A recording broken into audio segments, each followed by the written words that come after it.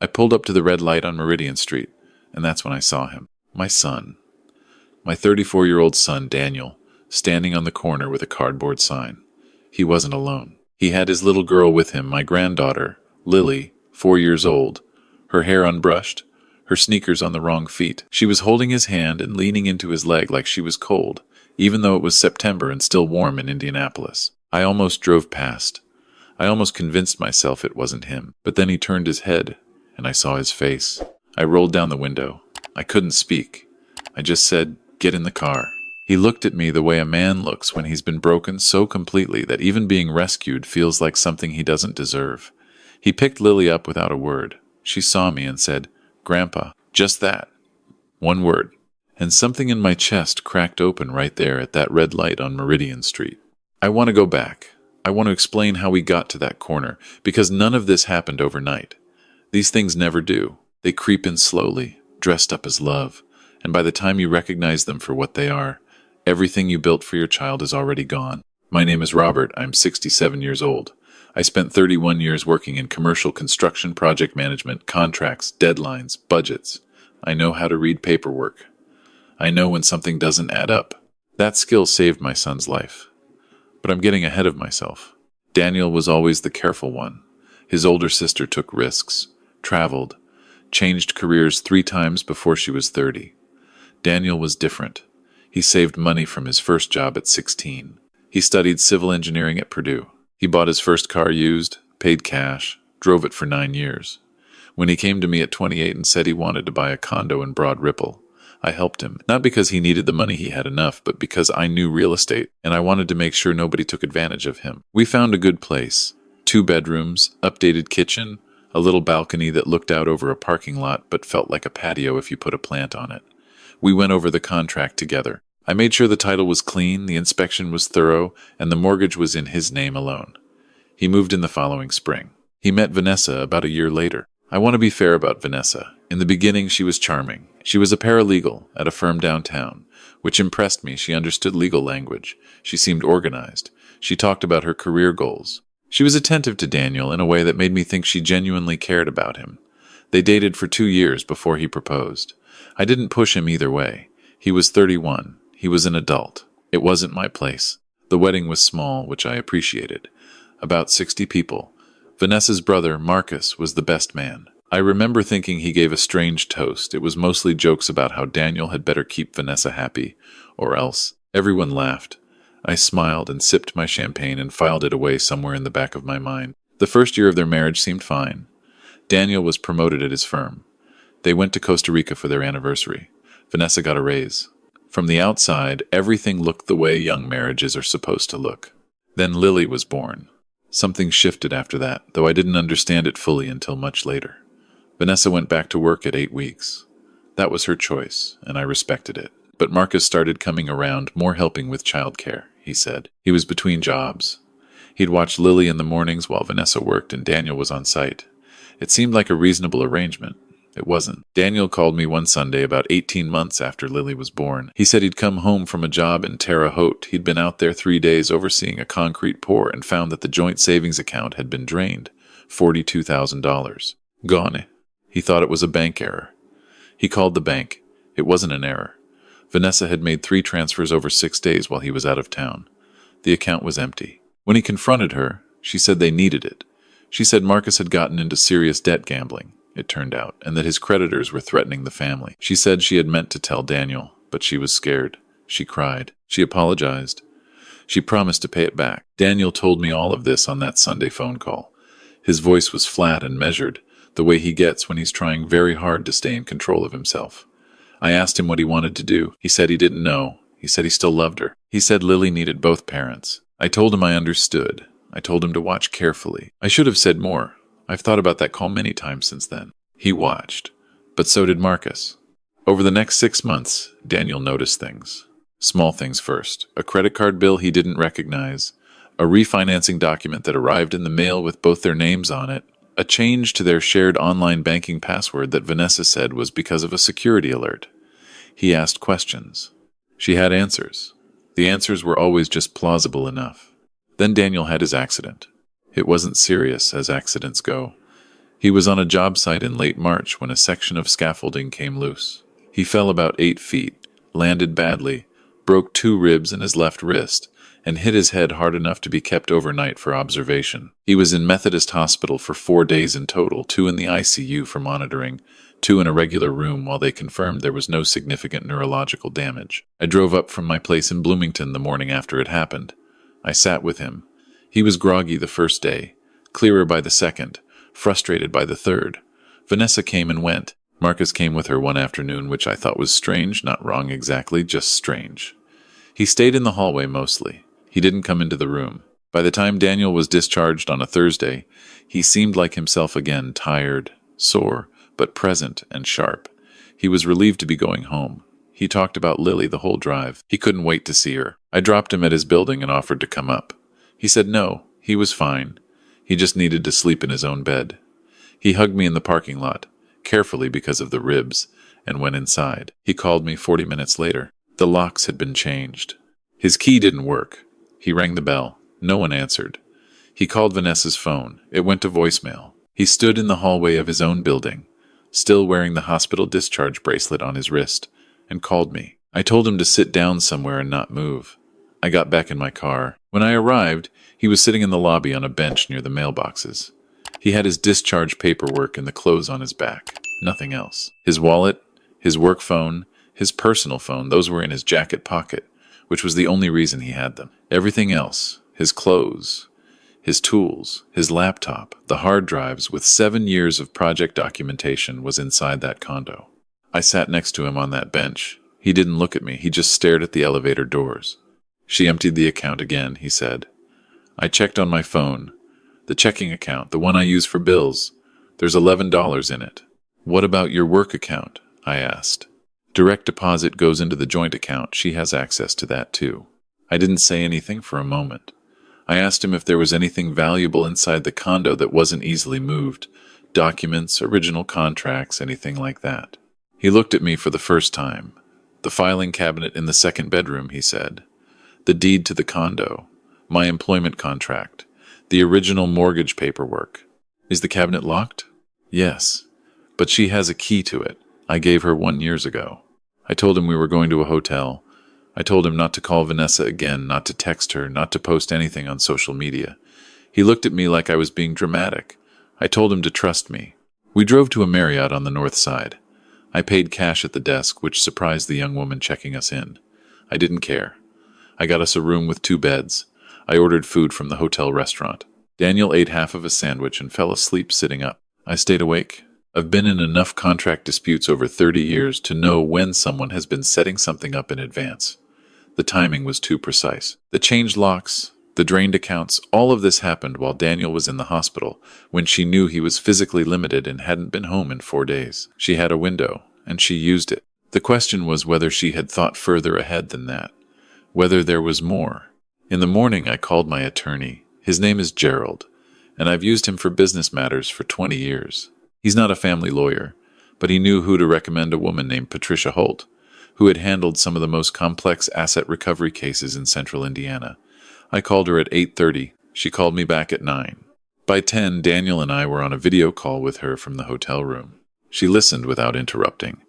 Then she asked Daniel one question. Was your name the only name on the original mortgage? Yes, he said. And the deed, is it in your name only or joint? He hesitated. It was in my name when I bought it. I don't know if that changed. Patricia said, that's what we need to find out first. Everything else depends on that. She told us not to go back to the condo. She said if Vanessa or Marcus had changed the locks, approaching the property without legal guidance could complicate things. She said she would request an emergency review of the property records through the county recorder's office and would have a preliminary answer by end of day. I looked at Daniel. He hadn't shaved in 5 days. He was still moving carefully because of the ribs. He had the expression of someone trying to understand how the world had rearranged itself while he wasn't paying attention. She planned this, he said. It wasn't a question. Tell me about Marcus, Patricia said. Daniel thought for a moment. He was in between jobs for most of the last 2 years, but he always had money. Nice shoes, a new truck. I asked Vanessa about it once, and she said he'd gotten a settlement from somewhere. What does he do officially? He told me he was a paralegal, same field as Vanessa. I never had a reason to check. Patricia made a note. She said she'd be in touch. What she found by end of day was worse than I'd expected. 4 months before Daniel's accident, a quitclaim deed had been filed with the Marion County Recorder's Office. It transferred 50% ownership of the Broad Ripple condo from Daniel to Vanessa. The deed had Daniel's signature on it. Daniel said he had never signed it. Patricia said that was consistent with what she was seeing. The notarization on the document was from a notary public whose license, she discovered, had lapsed 8 months prior. The signature bore enough similarity to Daniel's real signature to pass a casual review, but forensic examination would likely show inconsistencies. There was more. Marcus was not a paralegal. He had attended 1 semester of a paralegal certification program 4 years earlier and had not completed it. He had, however, been presenting himself professionally as a legal consultant, a title that requires no license and is vague enough to avoid immediate fraud charges, but which he had used to help Vanessa draft the quitclaim deed, negotiate with a real estate agent about listing the condo, and set up a new LLC under Vanessa's name that was already in conversations with a buyer. They were trying to sell Daniel's condo out from under him, with a forged deed. While he was recovering from broken ribs, Patricia moved fast. She filed for an emergency temporary restraining order to halt any sale or transfer of the property. A judge granted it the following morning. The real estate listing was pulled down by noon. Meanwhile, the lock situation resolved itself legally. Because Daniel's name was still on the mortgage and was the established primary title holder, Patricia worked with local law enforcement to ensure he could re-enter his own home. 2 officers accompanied us to the condo on a Saturday morning. Vanessa wasn't there. Neither was Marcus. Most of Lily's things were still in her bedroom. Vanessa had taken her own clothes and some valuables, but she hadn't fully vacated. Daniel walked through every room. He didn't say much. He stopped in the doorway of Lily's room for a long time. Her stuffed animals were still on the bed. Her little rain boots were still by the door. "Where is she?" he said, very quietly. It was the question I had been dreading. We didn't know. Vanessa had taken Lily when she left. I want to be clear about what the next 3 weeks were. They were the hardest of my son's life, and some of the hardest of mine. We had the condo back, legally. We had the restraining order. Patricia had filed for an emergency custody hearing because Lily had been removed from the marital home without notice, and Daniel had received no communication about her welfare or location. Vanessa hired an attorney. The attorney sent a letter claiming that Daniel had been volatile and threatening in the weeks before the accident, none of which was true, and none of which could be substantiated because it had never happened. But these things take time to disprove, and in the meantime, Daniel was not allowed to see his daughter. He went back to work 2 weeks after getting out of the hospital. He needed the structure. He also needed the income, because the checking account, the one with $11, was still technically joint. And while Patricia had obtained an order freezing further transfers, the money that had been moved was gone. The $42,000 from the year before, and another $18,000 from the account cleared while he was hospitalized. $60,000 total. He worked days. At night, he went home to Lily's empty bedroom. I stayed in Indianapolis for most of those weeks. I'm retired. I cooked. I kept the apartment organized. I made sure he ate. I also spent a great deal of time on the phone with Patricia, and separately with a forensic document examiner. She recommended a former FBI analyst named Howard, who had been doing private work for 15 years. Howard examined the quitclaim deed. His conclusion, delivered in a written report 14 pages long, was unambiguous. The signature was not Daniel's. The ink pressure pattern, the pen angle, the formation of 3 specific letters, all of it deviated from authenticated samples of Daniel's handwriting in ways that were not explainable by natural variation. Someone had practiced his signature and produced a reasonable imitation, but not a perfect one. The lapsed notary stamp was the second critical piece. A notarization is supposed to confirm that the person signing is who they claim to be, and that they are signing voluntarily. Using a lapsed stamp is a crime in Indiana. Tracing who had provided it led Patricia and law enforcement back to a woman Vanessa knew through a previous job, a former colleague who had once been a licensed notary and had used her old stamp as a favor. That woman, when interviewed by a detective, cooperated immediately. She said she hadn't fully understood what she was notarizing, that Vanessa had told her it was a routine update to shared property paperwork, and that she was deeply sorry. Her cooperation mattered. Marcus was the one who had orchestrated most of the logistics. He had identified the buyer, drafted the preliminary sale agreement, and set up the LLC. He had also, investigators found, done something similar once before, not with a forged deed, but with a financial power of attorney that had been used to drain an elderly relative's accounts. That case had never been prosecuted because the family had settled privately. This one would not be settled privately. The custody hearing came before the criminal charges were filed. Vanessa's attorney tried to stretch the proceedings, citing Daniel's recent head injury as a concern about his fitness as a parent. Patricia's response was methodical and devastating. She presented medical records showing Daniel had been cleared by his neurologist, character references from his employer and 3 colleagues, documentation of his consistent involvement in Lily's life from her birth, and a timeline demonstrating that Vanessa had removed Lily from the home without notice and had denied Daniel any contact for over 3 weeks. The guardian ad litem assigned to Lily interviewed both parents and submitted her recommendation to the court. It went in Daniel's favor. Lily came home on a Tuesday afternoon. I was there. Daniel sat on the floor of her bedroom and she walked in and climbed directly into his lap without saying anything, the way children do when they've been worried about something they don't have words for. He held her and didn't say anything either. I went into the kitchen and stood at the sink for a while. The criminal charges against Vanessa and Marcus were filed 8 weeks after the restraining order. Vanessa was charged with deed fraud, wire fraud, and theft. Marcus faced the same charges, plus 1 additional count related to the prior incident that investigators had uncovered.